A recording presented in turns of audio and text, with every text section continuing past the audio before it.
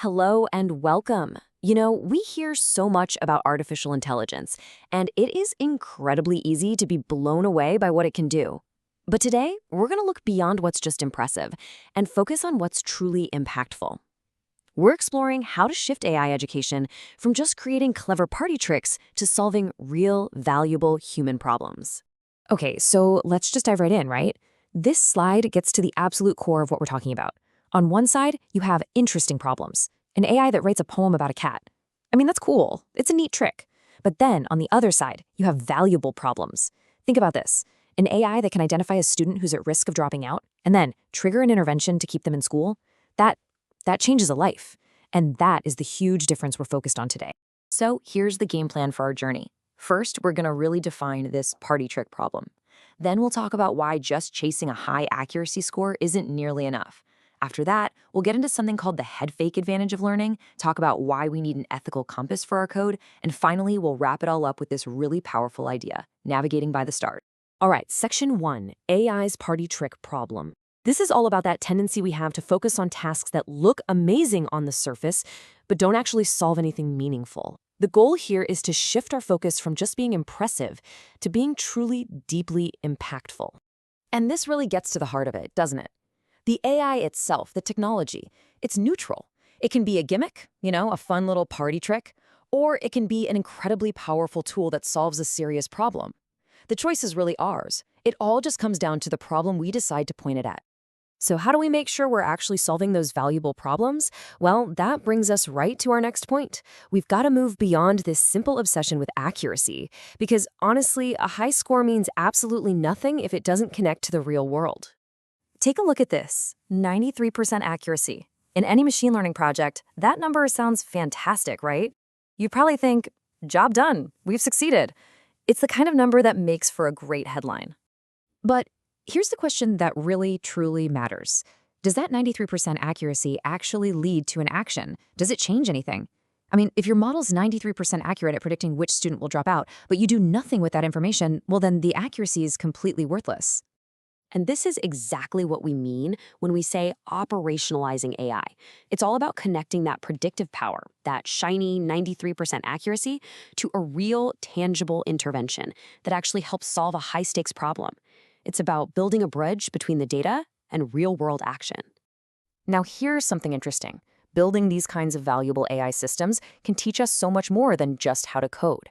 The late, great Randy Pausch had a name for this. He called it the head fake, this idea that you're using one activity to secretly teach something way more profound.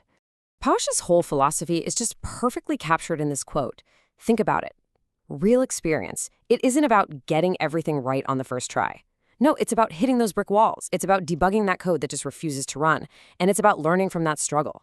And AI projects, man, with their constant need for testing and fixing and trying again, they are the perfect training ground for this.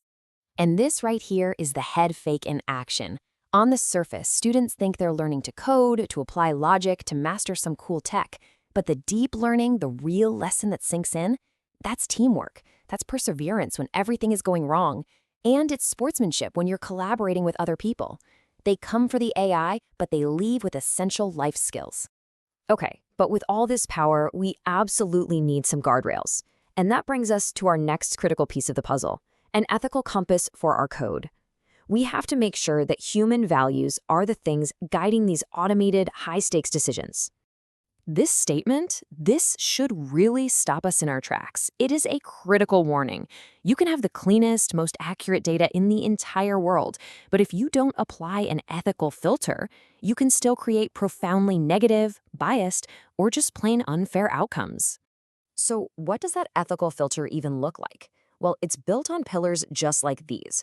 We've got to interrogate our data for bias. We have to make sure our models are explainable, that we can actually understand why a decision was made. And above all, we must respect human dignity, which, by the way, means practicing a little humility and recognizing the limits of our own technology. All right, let's bring all of this together. Our final section is about giving you a practical blueprint to actually put these ideas into practice. We're calling it Navigating by the Stars, and it's a framework for a truly meaningful AI education. Here's a model you can actually use. First, always start with a story of the problem, not with the data or the code. Second, Find the juice. What's the specific part of the problem where AI can have the biggest impact? Third, build teams that cross disciplines. Put artists and scientists together. Fourth, build in feedback loops to teach real collaboration.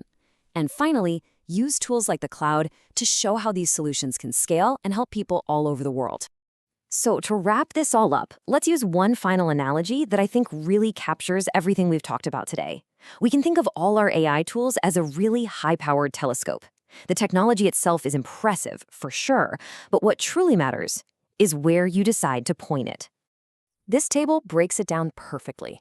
The AI tool, that's just the telescope. If you only focus on the tech, you're just polishing a lens. The real problem, like keeping that student in school, that's the ship you're trying to navigate through a storm. And your guide, the thing that keeps you on the right course, well, those are the stars, our ancient, unchanging human values and ethics. So, you see, this was never really about just building the best telescope.